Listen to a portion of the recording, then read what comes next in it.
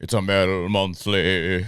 It's a metal monthly. It's a new metal. It's a no new metal. It's a metal monthly. Howdy, Banger pals. Blayne Smith welcoming you to another Metal Monthly. Bangers Monthly look at what's coming out in metal releases. If you're new around here, the way the video works is I pick the 5 best underground metal albums coming out every single month. It's an arduous task, but before I get to my picks, off the top, we list some of the bigger, some of the noteworthy albums you might want to check an eye out for. Some of them we'll be reviewing, some of them we'll be talking about, some of them are just big releases. So without further ado, August 4th, we've got one of the worst named bands of all time, An Autumn for Crippled Children. God, I hate that name. Releasing Closure on Prosthetic. You've got Crypta releasing Shades of Sorrow on Napalm.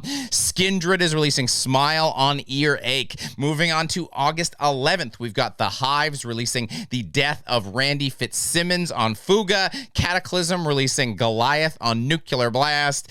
August 18th, we've got Ringworm releasing Seeing Through Fire, also on Nuclear Blast. Spirit Adrift is releasing Ghost at the Gallows on Century Media. August 25th, we start getting into our album of the year sweet spot. Not quite September yet, but that's where you want to release a record. So some of the big albums start to fall. We've got Bluedos Nord releasing Disharmonium Nahab on Deborah Morty Productions. We've got Death Clock releasing Death Album 4 on Water Tower. You've got Incantation releasing Unholy Deification on Relapse. And one of my favorites, KNIFE Knife is releasing Heaven into Dust on Napalm. So that's it for the big releases. Let's get into my picks for the best of the underground. Up first, Babe Come Quick, new death metal mascot just dropped, Dripping Decay, releasing Festering Grotesqueries on Satanic Royalty, coming out August 17th. My body's sacrifice. No good to be sold, not paid to die. You contaminate me or die. So you can use me as you deny. No way. Wasted corpse. Fucked up. Our first record is some grind-influenced death metal out of Portland. Tony K. Hitoma did this fantastic cover featuring their mascot, Drippy. I love Drippy. Drippy warms my heart. He drips on my heart, whatever. I love Drippy, and I love this record. I feel like I've been talking about grind a lot lately. This is a death metal band, but you can just tell they're grind influenced by looking at the back of the rec and going, 14 tracks, 37 minutes, eh? That's a grind influenced death metal band. So of course the music is suitably in your face with energy. It's fast, it's manic. The surprise though is it's a very technically tight band. Normally the whole reason you play music like this is because you can't play your instrument. Not because you're very good at it, but I don't know, man, bucking the trend, whatever. Either way, I'm coming for the D-beat, drum beat rhythm that'll turn into a blast beat, that'll turn into a fucking sick fill. And then I'm just staying for the dive bombs and 80s horror.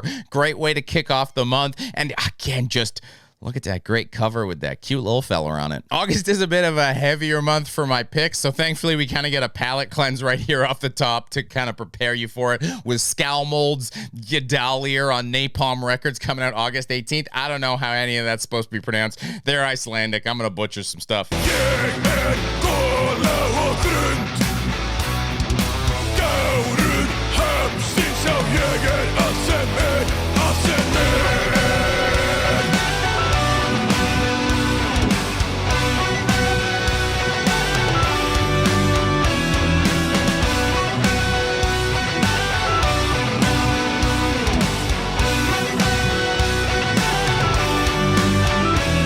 So it's an Icelandic Viking folk metal band with, for the genre, a surprisingly tasteful cover done by Asgeirsson. I don't know. Again, like I said, I'm going to chop this up into bits. So one of the best things about this 6-member band is that they all contribute vocals, which, you know, vocals in the Viking metals can be a little, you've heard them on, you've heard them arth, but thankfully, because every band member is opening their mouth at some point, you get kind of like a 3 inches of blood vibe for a bunch of it, where you get kind of these low and then these high, more harsh vocals kind of balancing each other out, and that's really fun. I don't know if I've ever listened to a record where 6 members contribute vocals, but it really gives that fantastic diversity to the record. You know, you get a bit of the kind of classic folky ohs to go with it too. I don't know. Apparently this band has been around for a while and released like a lot of records. You know, I'm pretty exhausted by Vikings, but I might have to go back and check it out, because if I do find something Viking I like, I'm like, damn, they must be doing something really right. And the main thing they're doing really right is guitar solos. The guitar solos are frequent, long, and just really enthralling, like really interestingly well crafted. Much like the kind of structure of the album is kind of really well crafted. You get 7 catchy kind of Viking-y folk fun tracks that fill you with energy, and then at the end there's a 10-minute epic to close things out. I'm really glad they didn't toss a couple of those in there or stick that in the middle, because the structure of the album just really flows nicely this way, and you don't kind of get dragged down in the middle of having some ale and some fun. So best of both worlds. Let's go. Moving on, Celestial Sanctuary are back with Insatiable Thirst for Torment, coming out on Church Road Records August 25th.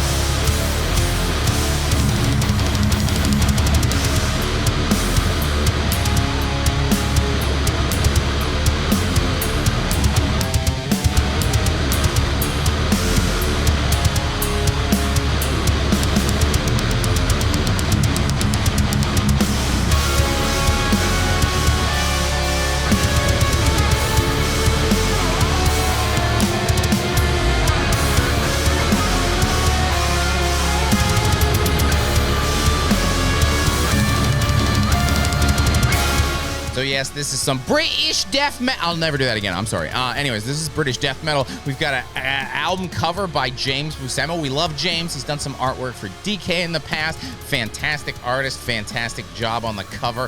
Hell yeah. Love supporting the boys. So I always say I don't like to feature bands here twice, because I hope I tell you about a band, then you know about the band, and they release their next record, and you go, okay, let me grab a copy of that.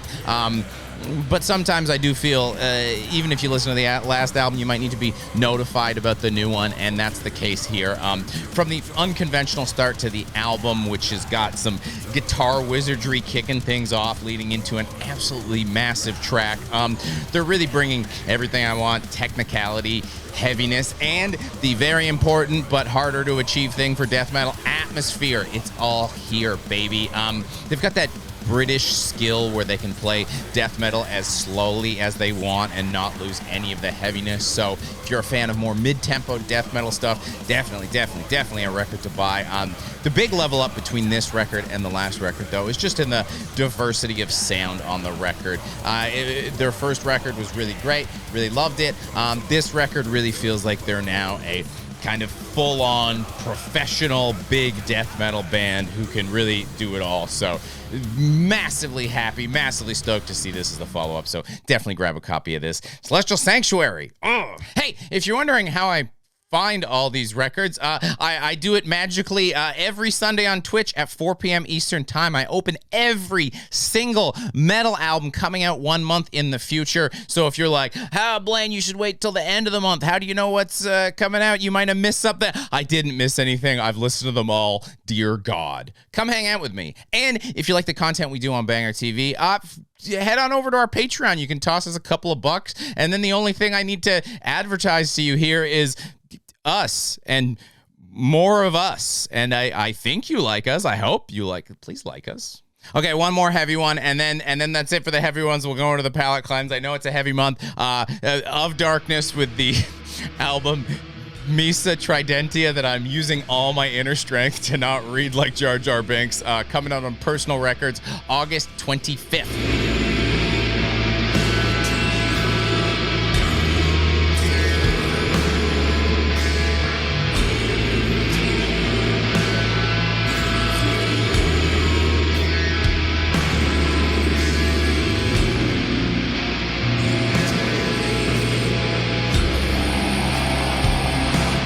second last record is a Spanish funeral doom record. I love the million little details on the album cover. It's something you can really kind of just ponder over for a while, and this is the type of funeral doom I'm always on the lookout for. It's a scary record. This isn't some like nice atmospheric, oh, I have longing funeral doom. This is I was a private eye hired to inspect something, and I've accidentally gone too deep down the rabbit hole, and now I'm in a cavern and there's Lovecraftian cultists worshiping some kind of god, and I can't quite tell where they are because sounds are echoing off the walls weird, and they're coming for me, and they've got weird shaped daggers. Even crazier is apparently this album was just them getting together and improvising it in the studio. I guess that kind of contributes to the kind of spooky, organic feel to everything, but it also sounds way too professional and put together for it to be improv. So I guess I'd say I was impressed, but I guess it also makes sense because these are kind of really accomplished guys in the Spanish metal scene. You've got guys from Graveyard, the Spanish death metal band, not the like hard rock band, and then also war metal greats Titan Blood. So yeah, you got some pedigree here, and I didn't know they had this side project until now. This is apparently just something they do when they're feeling weird. So weird, scary funeral doom. Here you go. Thus, we come to our Pallet Cleanse of the month, and we've got Meurtrières with Ronde Nuit on Gates of Hell Records, coming out August 25th.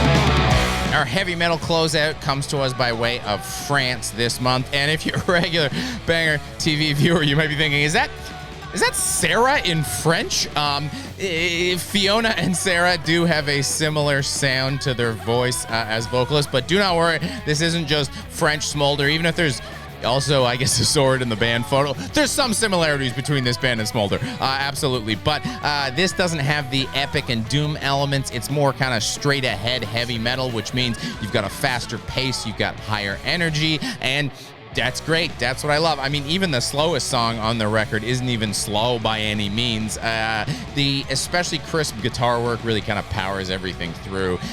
Catchy riffs, a lot of fun. Again, that classic, is this heavy metal?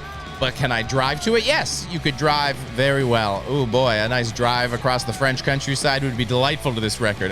Their 2020 EP made a big splash with me, and then I hadn't heard anything, so I was kind of worried that they weren't gonna release a record, but they have, and it's a really powerful first record. Absolutely knocked it out of the park, lived up to my expectations and exceeded them. So French heavy metal, you want it, you got it. And that's been the video. Thanks for hanging out. What are you excited about this month? Did I miss anything? August, we're getting there, but it's not really till September that we get a big wave of albums releasing again. So is there something you're looking forward to in the future? Let me know in the comments below. I'll get down to the mix with you. Let's chat.